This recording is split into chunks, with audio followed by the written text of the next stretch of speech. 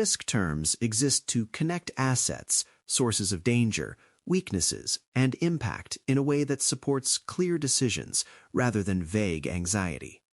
When people speak loosely about risk, they often mix these terms, which creates confusion because each one describes a different part of the picture. The whole point of risk language is precision, so that when you say something is risky, you can explain what is valuable, what could happen to it, why that could happen, and what the consequence would be.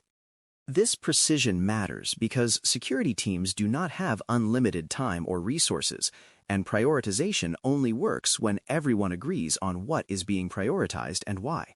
When these concepts are used correctly, they form a repeatable decision framework that scales from small system choices to enterprise governance. If you can speak risk language fluently, you can translate technical realities into business decisions without losing accuracy.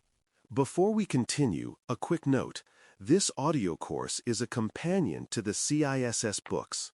The first book is about the exam and provides detailed information on how to pass it best. The second book is a Kindle-only ebook that contains 1,000 flashcards that can be used on your mobile device or Kindle. Check them both out at cyberauthor.me in the Bare Metal Study Guide series. An asset is something valuable. And in security, we mean that value broadly to include data, systems, and services that the organization depends on. Data can be valuable because it is sensitive, because it is legally protected, or because it enables business operations, and value often increases when data is aggregated or linked to identities. Systems are valuable because they process and store information, enforce access, and enable workflows, and the loss or compromise of a system can create cascading consequences. Services are valuable because they deliver capability to users and customers, and service value is often measured in uptime, performance, and trust. Assets also include less obvious things like credentials, cryptographic keys, configurations, and intellectual property, because those enable access and control over other assets. Defining assets clearly is the first step in risk work, because you cannot protect what you have not identified, and you cannot prioritize without understanding value.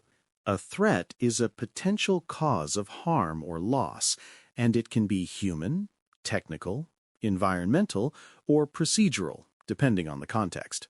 Human threats include malicious actors, like criminals and insiders, but also unintentional human error, which is one of the most common sources of security incidents.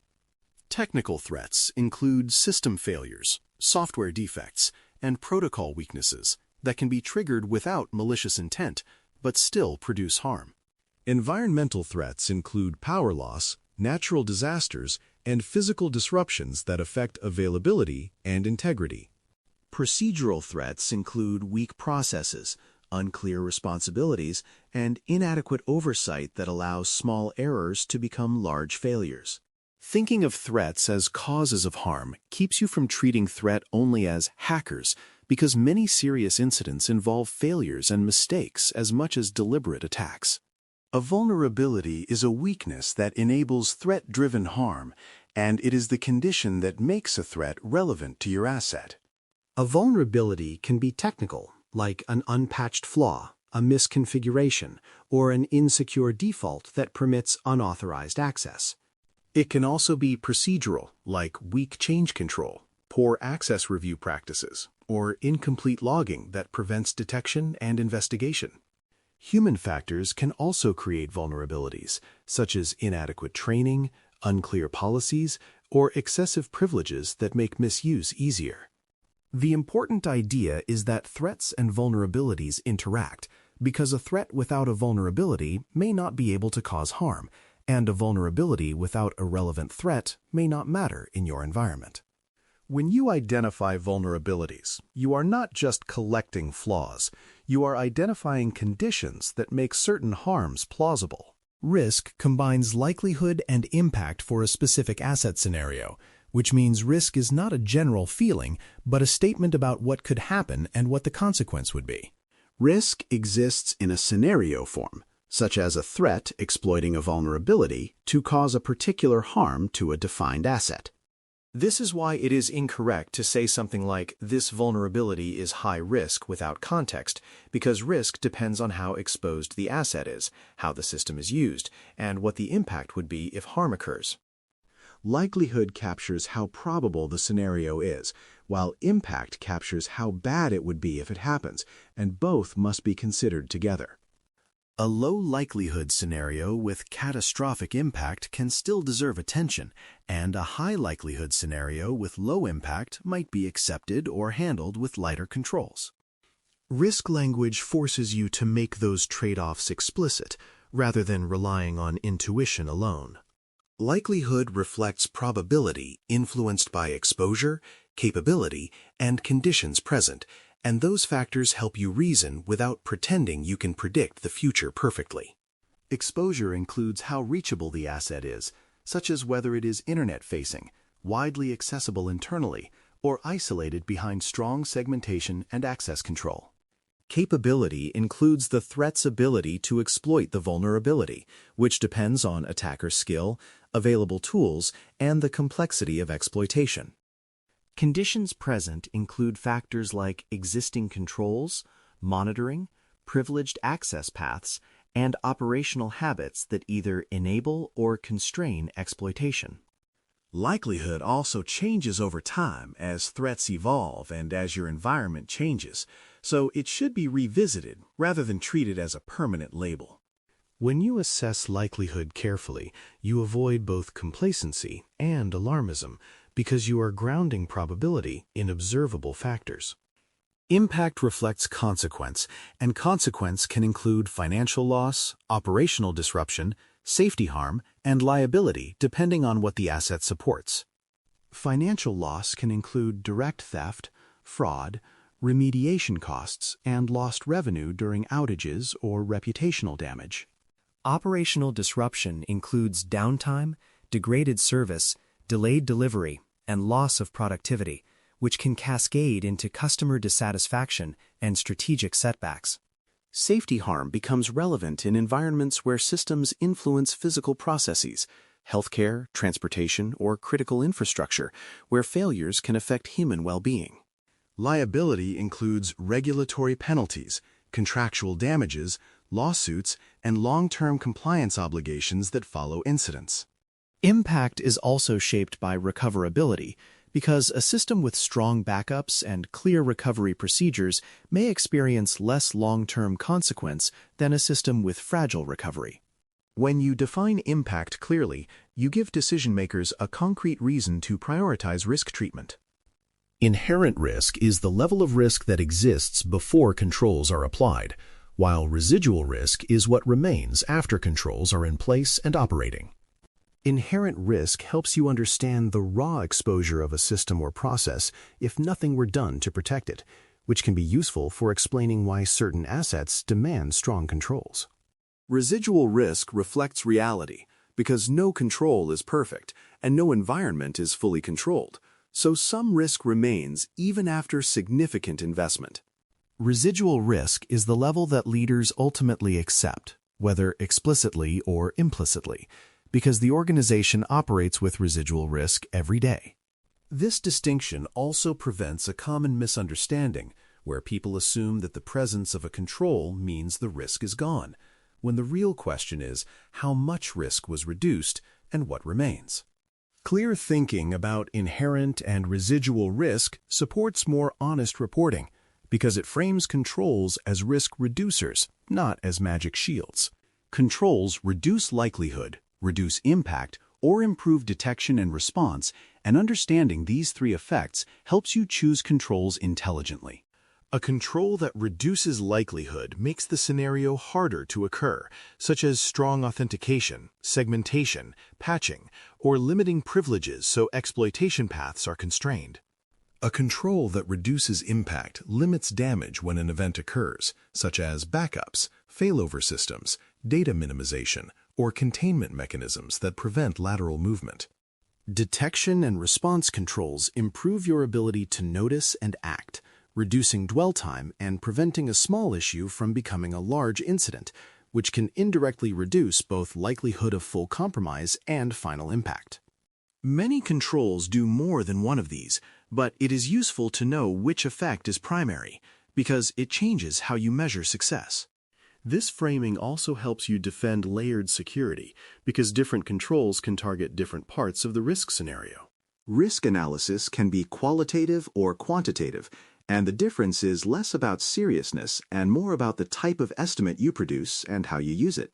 Qualitative analysis uses categories such as low, medium, and high, or more refined scales to express likelihood and impact in relative terms.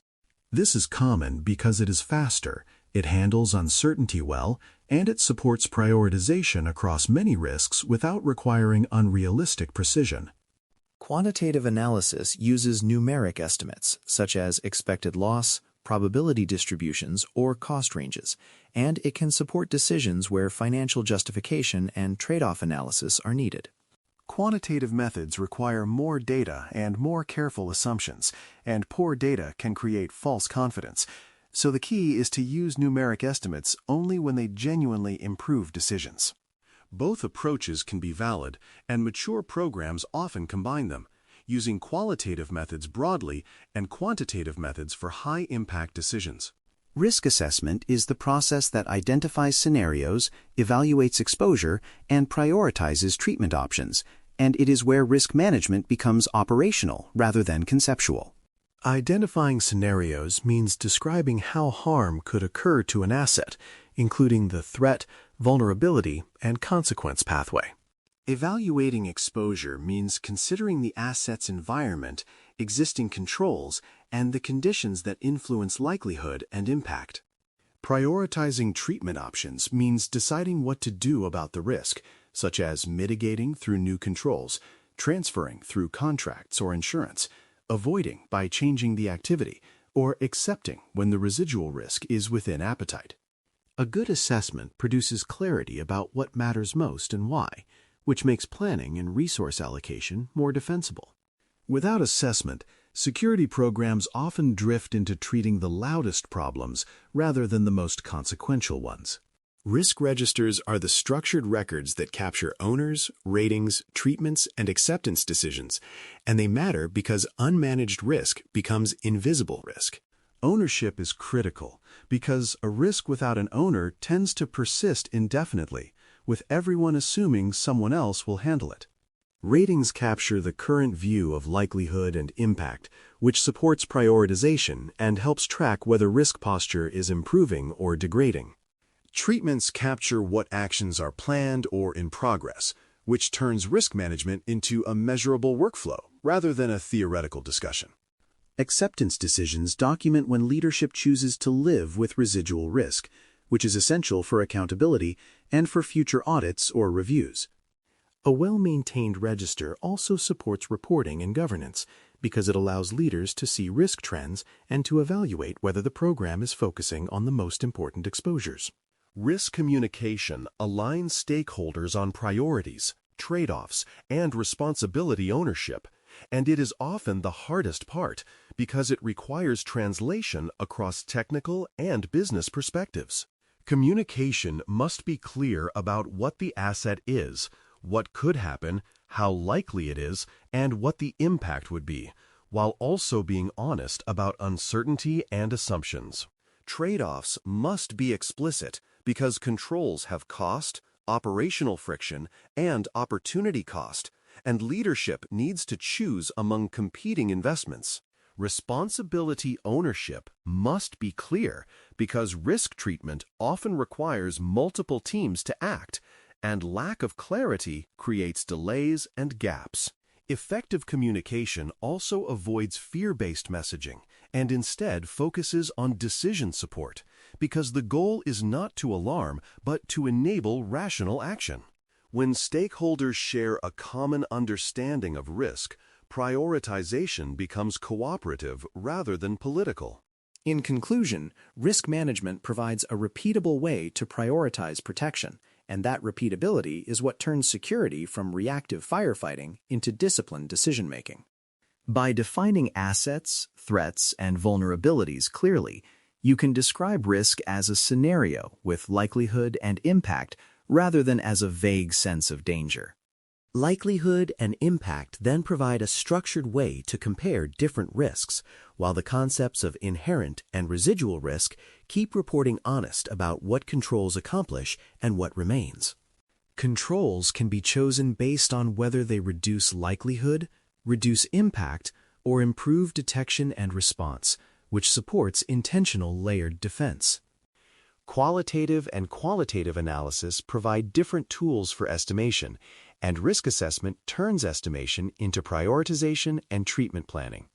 Risk registers and communication practices then keep risk visible, owned, and aligned across stakeholders.